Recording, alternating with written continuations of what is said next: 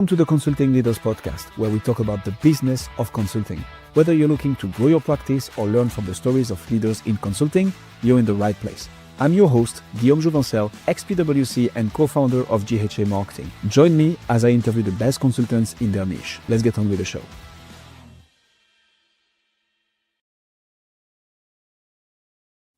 Julie, welcome to Consulting Leaders. Happy to have you. Thank you, Guillaume. It's nice to be here. I see that you even put on your best mic for this, so yes. Amazing. Someone used to the exercise. I've been here before. Love it. Cool. So talk to me about consulting and fractional work when it comes to leadership and culture. Julie, how did you get here in the first place? Yeah, so I started my career working at Harvard University in Boston, go Red Sox. And was working, one of the last jobs I had with them was working at the business school on an initiative examining women in the workforce and essentially the infrastructures that were not in place to recruit, advance women into positions of leadership. Around that time, our daughter was born, and that reinforced this passion and desire that I have to help her and other women so that when she enters the workforce, that she has as many choices and opportunities as her brother. And so that really stirred this interest in helping leaders really get where they want to be and what they want to be doing. And what I realized now over a couple decades of doing this work is that when I started my own practice was the piece that was missing is that many of us, if not most of us, go and we receive good education and maybe we even go and get a higher degree, but we're never taught how to interact with people. So it's either something that's innate to us, or maybe we've been fortunate enough to have a boss or a mentor who's really good at it, but we don't take the time or the focus to think about how do I want to show up as a leader. And so I started working with individuals doing that work. And what I noticed was even if, I came in and did training or coaching and they learned something new or they realized something about themselves, they would go back into an environment that didn't necessarily support the change that they were making or trying to make. So I think of it often as, the healthiest of cucumbers, green and crunchy and delicious and just taste like summer. Right. I think about those leaders, right? And that's what they come, but they go into a jar of vinegar and they turn into a pickle. Now, I love pickles. Me too. Not the best analogy, Julie. I love pickles. Yeah, but not everyone does. And that's where I noticed this sticking point, and it really has heightened in the last 4 to 5 years of the environment not being supportive of what the organization, the team, or the leader is really trying to do. And so I shifted my business slightly to start doing more of this culture leadership work where I'm embedded inside of organizations that I still continue to coach and to train and develop leaders with skill set. But then this other piece is really, okay, what do we do with this? So if I come in to an organization and they tell me, and this happens almost every company I talk to, they say, we're not communicating well. Okay, well, that can mean 1,000 different things, even within that company. So really peeling back, what does that look like? And what do we want it to look like? So not simply, this isn't working and we're not good communicators, but what does good communication look like or sound like or feel like? Mm-hmm. And once we're able to define that and come to an agreement as a team, maybe that's the leadership team that then, speaks and keeps that going down and carrying that forward throughout the organization, then it's really then we can teach them the skill. But if we don't know what success looks like, it's going to be really hard for us, for me and for the team, to be successful and really get to where they want to be. Mm-hmm.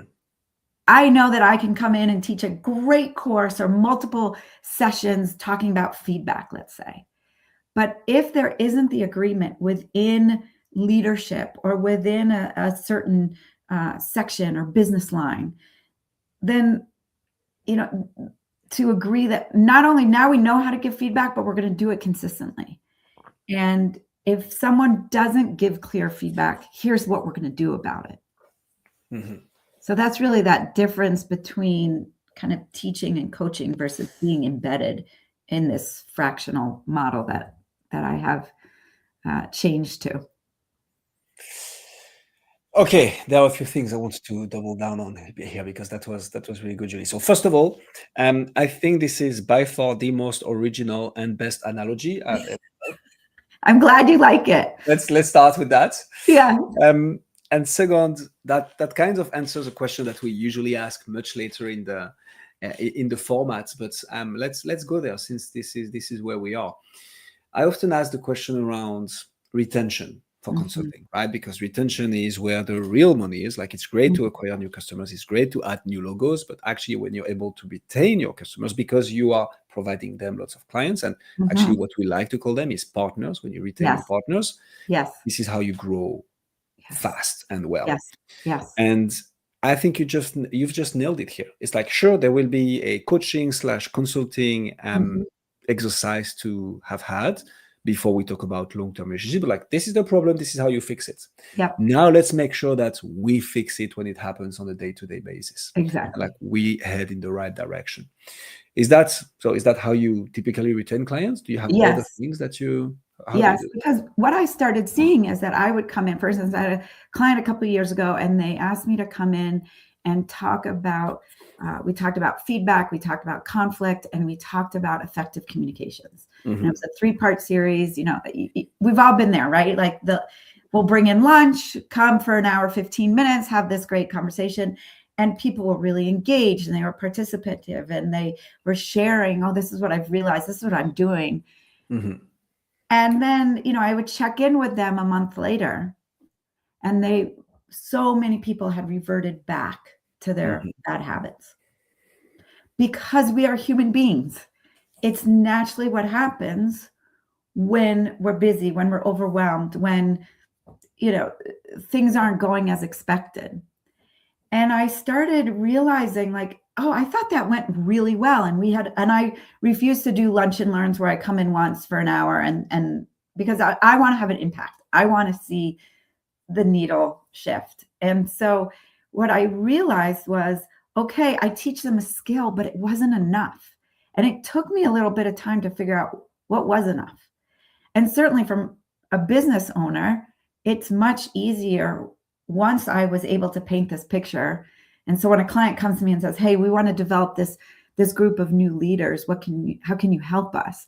I'm not coming in once or twice or even 3 times.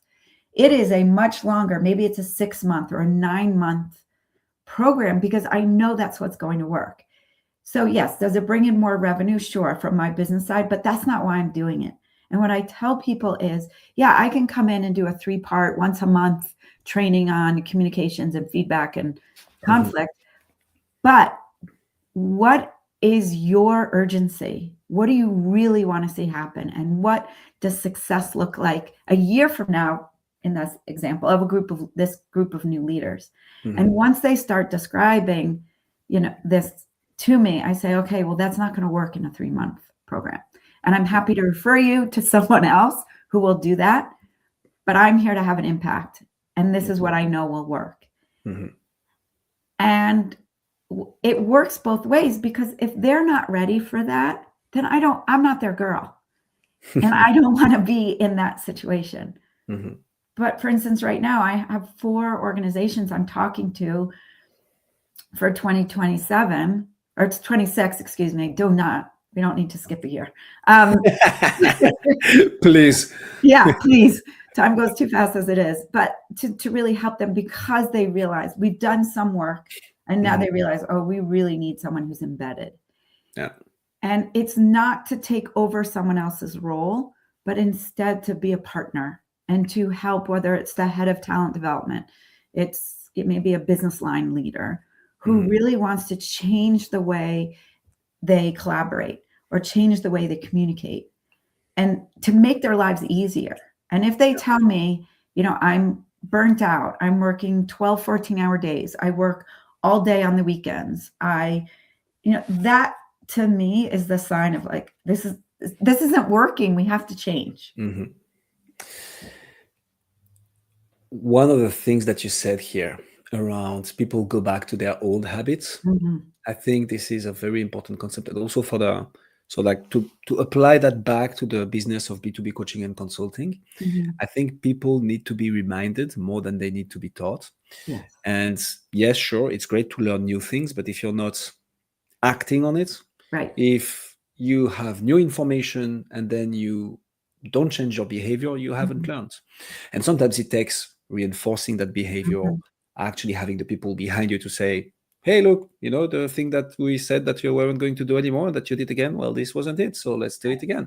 Right. And I like that a lot, because this is how you actually get people to change. This is when I was a consultant myself, and we were doing implementation on top of strategy, but this is what I wanted to do as well. Like, Mm-hmm.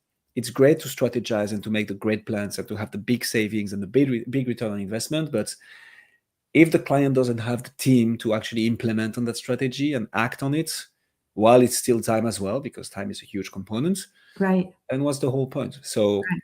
I And like then that all that time and money that as a consultant that you brought in, it's wasted, because you might have this gorgeous deck. Yes, that we right? did. But if it doesn't get implemented and adopted, like truly adopted, Mm-hmm. then it's useless. point. And I'm hearing that a lot from clients now. Like, we've invested all this time and money and nothing's changed. And Yeah. then you lose that, whether it's loyalty or effort from your employees. Because, well, yeah, we've already done this, and we Mhm. worked with XYZ consultant, and nothing changed. So they're Yeah. not motivated then, or they might roll their eyes, right? That's the reality that I see all the time. Yeah. No, I like it a lot. So let's talk about marketing, Mhm. Julie. How do you, because I think the problem statement is so clear to me, obviously. As we grow our company ourselves, like, I realize how important is it to have the right culture, Mhm. to only let in the people who fit in that culture, Yeah. to have the right things that reinforce and reward your Mhm. culture and Mhm. punish when they are not. Right. Feedback is so important. That's something I'm still figuring out, obviously. But so tell me how you market all this, because I think it takes a certain level of awareness to realize all this on your own, right? You just head down into like the day-to-day and everything that you have to do. So how do you communicate around what you do? How do you make people problem aware, solution aware? Like, Mhm. how do you market your brand?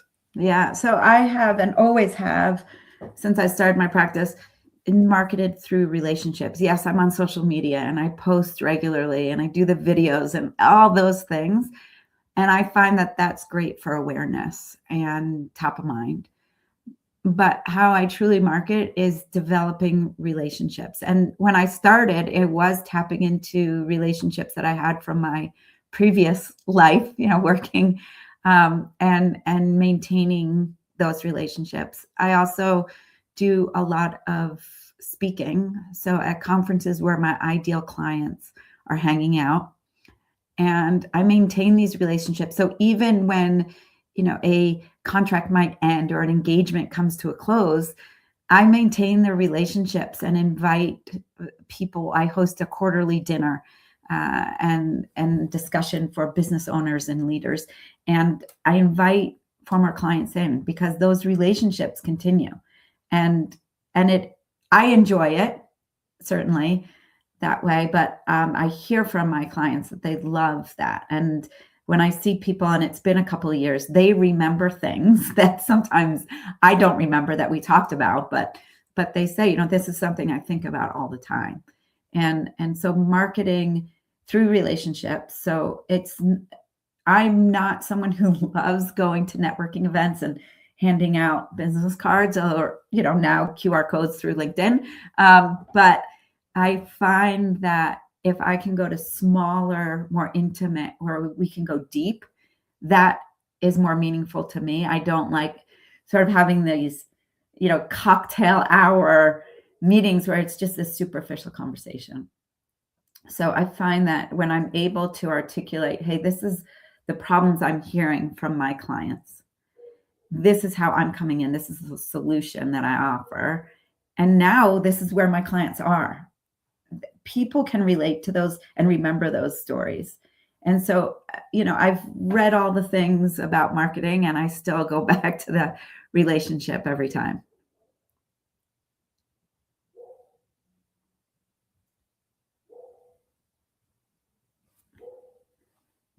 I can't hear you. Yeah, this is some things that happen in direct. I was on mute. Yeah. Thank you for this, Julie. So I discovered the thrill of networking events. And funny enough, so I was in the US for 3 months over the last 4 months. Yeah. And I went to my first networking event and everybody started giving me business cards and like asking me for mine. And I was like, I don't have a business card. So that wasn't the most successful networking event for me, but I get it. And I mean, I think it has like everything, pros and cons, right? But I get what you mean. So let's go a bit deeper on these more intimate networking gigs. Mm-hmm. Like, I think this could be super valuable for the audience because that's not something a lot of people have told me about. So what is a deeper, more meaningful networking event? I like the dinners that you organize yourself, by the way. Mm-hmm. But like, what else? What else do you do to get in the room with the right people? Yeah. And making sure that you have time to spend with them. Yeah. So I'll just tell you a little bit more about these quarterly dinners that I host. Yeah. I do it with 2 other people who we met through at a networking event that we didn't like. And so it was the irony. Yeah. Come on. Yeah. And we were talking about like, this does not work for us. One of the women said her consulting firm did these. I live in Colorado. We ski a lot. And she said, I host this with my consulting firm, my colleagues. We host a monthly ski, it was like every third Thursday. And this is so cool. It was so cool. It was the best networking event I've been to. The first time I went, just as a side note, it was my now friend and I and all guys. And the guys all stopped at like 1 and we kept going. So we always talk about that. Like the guys wimped out, we kept going. But that's another story. For the après ski? Yeah, exactly. They wanted their beers. We wanted to keep skiing. Sportive gals. Yeah. So we're on the chair and we talk again about where we met, how we were introduced. Mm-hmm. And I just had this sense with her that it didn't work for her either. And I said to her, I don't like big events. Mm-hmm. I would love to create something for people like me who don't want to go to those. And so, it wasn't just that one conversation, but we started this quarterly dinner and it's maxed at 20 people. We have a private room at a restaurant. We've been going now to the same place for just over a year. So we're trying to decide now, do we continue? Do we find another place? But we facilitate a discussion. Mm-hmm. And so it puts me in that position of facilitator, of an expert on the topic. And then people, they meet each other, but then when they go and have coffee, a couple weeks later, I'm top of mind and I didn't do anything. So it does keep me in front of people. It allows me to, when I'm thinking about how do I re-engage with a past client, if I call and I say, hey, how you doing? And let's grab coffee, that might be nice. But if this is something that's of value to them and I position it that way, then it works really well. And they're in a group of women. This is all women, but it doesn't need to be, where they're with their peers. So, the lonely at the top feeling that they all have, they can be in this room and be able to share and say, yeah, I deal with that too. And I don't, I have really good intentions and it's just not landing. What am I doing wrong? Mm-hmm. And so there's this intimacy that very quickly develops and trust that then follows because they're with their peers. They're with people who understand what they're doing, but no one has skin in the game on the other person's success, right? They're often in different industries. I don't bring competitors into the room, obviously. So I find that that kind of environment is really helpful. And then I have been invited to other similar type, small group, advisory board type events. I'm on one that we meet quarterly, and it's 2 hours, and someone will share their expertise. Like we had someone who is a video producer, and she talked about, this is why you need video and here's what you need to do. And it was so valuable. Mm-hmm. And then we had a chance to be able to say, hey, this is the challenges I'm dealing with, sort of a hot seat format. And to be able to get feedback and to put a question to the group and say, hey, this is what I'm struggling with. What am I missing? What am I thought of? And I find being a participant in that way or hosting, it just develops those relationships and you get to know people. So I'm more willing to introduce them to my clients, and it goes both ways. This is so good. I think it goes back to one of the most fundamental primary instincts that we go back to. It's tribe. It's being around and with people who look like you, think like you, smell like you, probably good during that dinner. Yeah. Who is that, by the way? That's something we didn't touch upon yet, Julie. Who's your ICP, and who is it that you're trying to get into the room with? For my dinners or my clients? So I would say both. Let's start with clients, and then we can make the link with the dinner. Okay, so my clients are typically in the professional services space. So accountants, attorneys, private equity. But what's interesting is that they then refer me to their clients. So now it's probably half and half of professional services, and then private equity owned companies, because my clients introduce me to them. And it's this, the ideal, although I have clients that are, 10,000 employees, the ideal client where I'm embedded, it's typically, around 250, 500 employees, because I'm truly able to move the needle and to help them not simply come in, as we were talking about, and doing a lunch and learn, but truly change the way they communicate. And so I find that that's that ideal size for me. That makes sense. How do you, I'm fascinated by this thing of dinner. So I'm digging in all the gold there is in there. How do you structure the dinner? The reason I'm asking this is, so I travel a lot, and sometimes something that I will do is I will use an application called Time Left, which is dinner with strangers. And you go and you have dinner with 5 other strangers who want to have dinner with 5 other strangers. Wow. And it makes this very interesting. And so you can choose a budget. So this is also how you can, I guess, select the right, social demographic category, whatever. So it can be people completely different from you. But then the way they did it is that the app has specific games that they have the guests play throughout the evening to keep it going. And we are 6. So you can speak to everybody, but it's like you're not going to be able to go deep into one conversation with one person. Right. I cannot even imagine the level of that when it's 20 people. You cannot even speak to the other people in front of the table. How do you structure the dinner so that you have the right interactions between the right people? Right.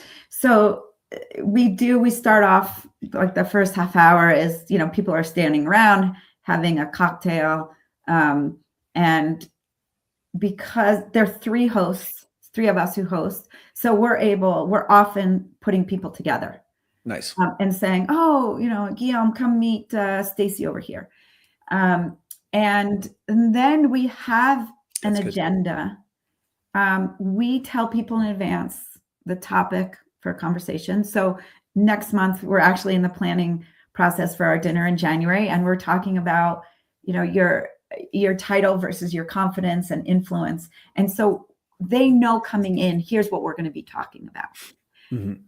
And so then we sit down, we order right away, because, a group of 20, they'll just keep chatting. And so we order right away. And then as the host, we stand up and we say, okay, we introduce the topic again, and we give them a question to get going, like a warm up. Okay. And so it's typically, either they're paired up or we say like make a group of 4. So it's a typical, long table. So we do tell people when they sit down, don't sit with someone that you know. Sometimes they still do, but we encourage that. And I will often say to people in advance, hey, I want to make sure that you talk to this person over here, so that they know that. Like if I see like these 2 people could either be really good for each other because they have something in common, they're going through something similar, or they are going after a similar customer or client. So I try to make that connection, and then I'm out. I make the connection and I leave and, try to pair someone else up. So we do a warm-up question. Then sometimes it will be a facilitated discussion, and I will have, white flip chart paper and stickies, and people have to move around and do different things. Sometimes it's paired, and I give them a question to really think deeply about what's the biggest challenge, for instance, that they're dealing with right now. And then I ask for people to share. But the idea is that they are talking the vast majority of the time, and I'm simply posing a question and letting them go. Or I might do a micro learning, 5 minutes of, if we were talking about conflict, I would, talk 5 minutes about this is what happens when we avoid conflict, because most of us do. And here's what happens, like here's some data, and then I'll give them a question to think about so that they are leaving the dinner with new connections. They are leaving with an insight about themselves that they didn't have before. And hopefully even a small nugget of a tool that they can then put into action so that they have this awareness about themselves. And then when they find themselves in that position, they know something that they can do differently than what they've always done. It is very, very intentional. I like that a lot. I think that goes to show how important it is to prepare a lot to make great events and great anything really. Yeah. I absolutely love this. I'm literally taking. Oh my God, let me retake this one. I literally am taking notes right now because I think this is very, very smart. Yeah. Thank you. Then let me ask you a question that you sometimes ask your guests usually. Because that was an absolute masterclass, in my opinion. I like how this was very smooth around retaining, acquiring new customers, the way you brand market yourself. I mean, it's A's everywhere. Yeah, thank you. Where do you feel challenged right now? What's the next big level of growth that you're going to be able to unlock once you solve that one problem? Yeah. So because I now am doing much more embedded fractional work, my challenge is thinking about what is that going to look like on a day-to-day basis. I'm a pretty structured person, so how I've been running my days for 15 years is going to shift, and it has been shifting, but now for next year even more so. And so I have this desire to structure it and know exactly what it's going to look like, and I need to step out of that, and in a little bit of discomfort, there's a little bit of, I have to see what happens, because through this embedded work, the beginning, like any consulting gig, is figuring out what's really going on. And so I can't plan what's to come until I, tear down the wall and see what's behind. And so that's my challenge right now. And in thinking about next year and planning my days and travel and, but I'm excited about it, and knowing this about myself, I've surrounded myself with people who think differently than I do and can help me. And I have a fractional chief revenue officer who I work with every week, and we're pretty close. We've known each other for a while now, and she, she'll just say to me, "No, you don't need to worry about that. This is what you need to think about." And I'm not even going to address that. No, you're not doing that. And it's really helpful. And there's a lot of trust there, so I can hear that. And she gives me the tough love. Stop trying to, line item this out, and just you have to see first. I mean, we had that conversation this morning. Like, okay, first you're just going to do this and don't think about tomorrow just yet. It is important to have someone who reminds you of the things that you have achieved. Exactly. And also to keep you grounded, for sure.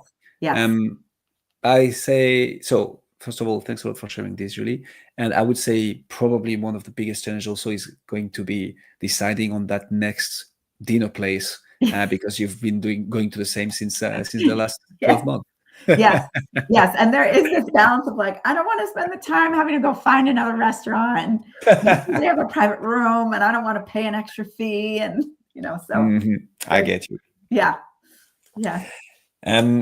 Julie, I learned a lot in this episode. So thank you so much for coming on Consulting Leaders. If people want to find out more about you, see what you do, apply to be a guest on one of those dinners, where should they go?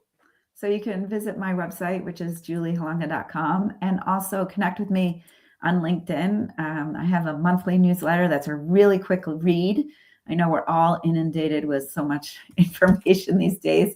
I try to keep it light, but I have a lot of information that's, I get feedback saying it's really helpful and actionable, and that is my goal. But connect with me there. I love hearing when people try something and how it went for them.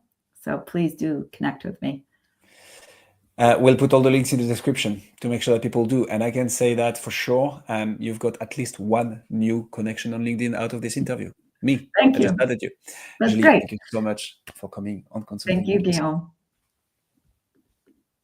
Thanks for joining us on this episode of the Consulting Leaders Podcast. We hope you learned valuable lessons on how to grow your practice and take your business to the next level. Make sure to subscribe and leave us a review wherever you're listening to this show so you never miss an episode. To apply and be a guest on the show, click the link in the description. See you next time.